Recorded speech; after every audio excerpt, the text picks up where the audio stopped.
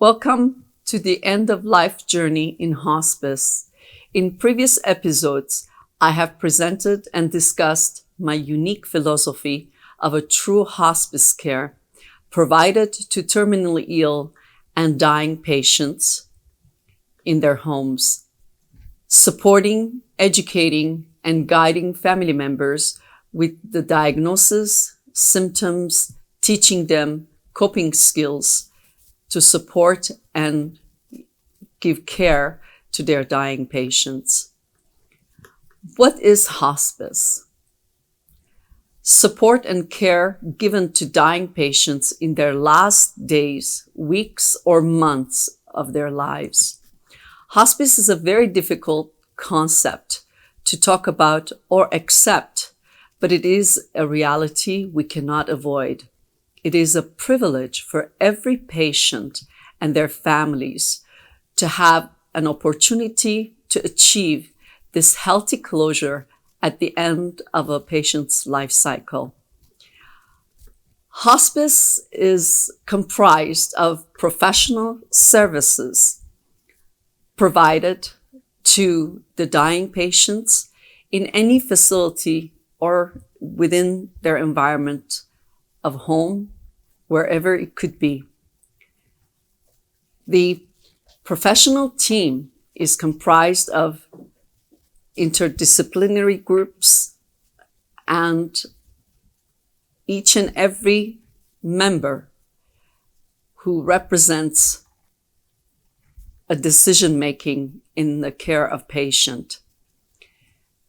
They include the medical director, the director of nursing, registered nurses, social workers, chaplains, vocational nurses, and certified health assistants, volunteers, and consult teams wherever necessary. Hospice in general practice, as witnessed many times, focus mostly on comfort measures, no symptomatic approach. Unfortunately, most hospice companies are run by incompetent owners and less professional staff. Their focus only seems to be money-making business. They cannot differentiate between home health and rehab to provide dying patients the necessary hospice care for their needs. I have been there with each and every patient and their families, living every moment with their pain and sorrow to be able to give them strength and emotional support to take away their fear and uncertainty around this transition in their lives. Involving myself with the care of these patients and families, I have been able to tap into a different understanding of hospice philosophy. With the dying patients and their families, based on their beliefs, religious habits, fears, and guilt feelings towards accepting death. These could not be learned through any hospice medicine or understood of hospice care provided by the books. No matter how difficult a subject or experience it might be, it is an unexplainable spiritual reward to fulfill every patient's end-of-life healthy closure with their family members. It's been a very, very challenging and an interesting experience that I have had, which I will never, ever feel unrewarded for, reaching out, helping patients to have a healthy closure for their end of life, and their family members to remember the quality and the good memories of time they had to provide at that end of cycle of their lives. The rewarding feelings one acquires by reaching out and helping these families to experience a healthy closure with their dying patients, it's uncomparable to anything. I had the privilege and the experience with these families, just like one of the episodes that I had mentioned in the past about a family with 62-year-old lady who was dying with pancreatic cancer very suddenly, and the family was not prepared to accept the reality of her dying, and the daughter being in denial for almost 2 weeks before she was convinced that this is a reality she had to accept and be there for the mother, accept her visions, accept her preparing to move on to the spiritual world.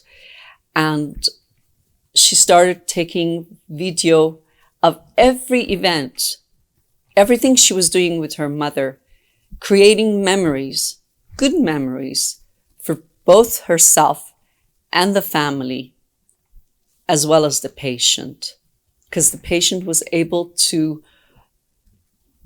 break down the barrier between herself and the daughter and the family members, and sharing her strengths, her last acknowledgements and goodbyes to each other. It's a different experience when you feel their pain, their suffering, their loss, and we're there to support them the right way, helping the families to recognize and reach out and give a healthy closure for the end of life of the dying patients. It gives them the reward feeling as well, just as much as it gives us as professionals to extend our care and the true involvement to support them emotionally, guide them, teach them, to make them feel less guilty and take away their guilt perhaps altogether, because they feel fulfilled to provide this kind of privilege and opportunity for their loved ones to have their healthy closure. To complete their concerns, their messages they needed to say to each other, this is very important.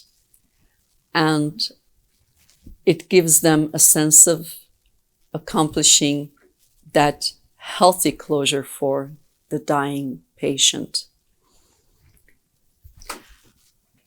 I urge every hospice company to be able to provide the necessary education and training and the insight of their working staff, whether they're the registered nurse, particularly the registered nurses, and their vocational nurses, and every single staff involved, not only give them in-services of generalized information, it takes a deeper understanding and a very tangible approach to the care of these patients.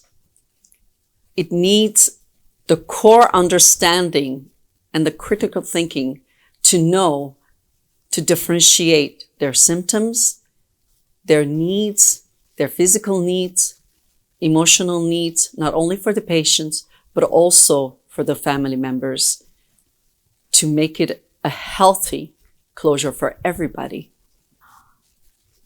It has given me the greatest understanding to be among the dying patients, to see each and every terminally ill patient have a very unique closure of their end of life cycle.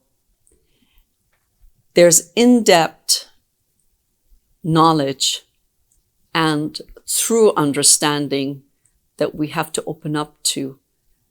It's not only to take care of physical needs, going in, doing vital signs, coming out, giving them supplies, giving them medications, and not every patient needs to be on comfort measures.